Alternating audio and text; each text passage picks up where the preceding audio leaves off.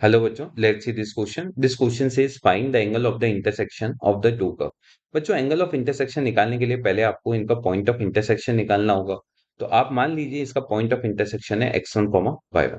अगर ये पॉइंट है तो इसको सेटिस्फाई करेगा तो y1 का वैल्यू आ जाएगा 4 माइनस x1 का होल स्क्वायर और दूसरा कर्व है y1 is equals to x1 का होल स्क्वायर।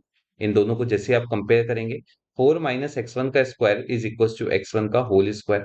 तो यहाँ से बच्चों x1 के स्क्वायर की वैल्यू 2 आ गई, यानी x1 का वैल्यू √2 भी हो सकता है और x1 का वैल्यू कितना हो सकता है -√2।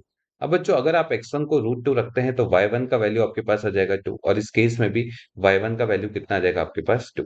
चलिए अब एंगल ऑफ इंटरसेक्शन निकालने के लिए आप पहले वाले कर्व का dy/dx निकाल लीजिए। ये किसके इक्वल आ जाएगा -2x के, और दूसरे वाले कर्व का dy/dx आ जाएगा बच्चों आपके पास 2x। अब सबसे पहले आप कोई सा भी पॉइंट ले लीजिए, ये वाला या ये वाला। तो अगर आप सबसे पहले at x is equals to x1 is equals to √2 की बात करेंगे तो dy/dx का वैल्यू फॉर कर्व 1 कितना हो जाएगा -2 √2। सिमिलरली dy/dx फॉर कर्व 2 ये किसके इक्वल आ जाएगा, ये आ जाएगा 2 √2 के। और अगर ये बन जाएगा तो टेन थीटा का फॉर्मूला आपके पास हो जाएगा this minus this which is equals to 4 √2 upon 1 plus A B कितना हो जाएगा -8। तो अगर आप देखेंगे तो टेन थीटा का वैल्यू यहाँ से कितना आ जाएगा मॉड ऑफ 4 √2 डिवाइड बाय 7, और ये क्योंकि नेगेटिव है और मॉड है तो वो अपने आप कंपनसेट हो जाएगा।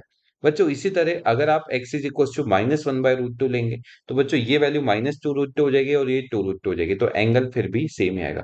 तो इसका करेक्ट आंसर आप यहाँ से निकाल सकते हैं, थीटा इज इक्वल टू हो जाएगा tan inverse mod 4 √2 divided by 7। I hope you understood it well. Thank you. All the best.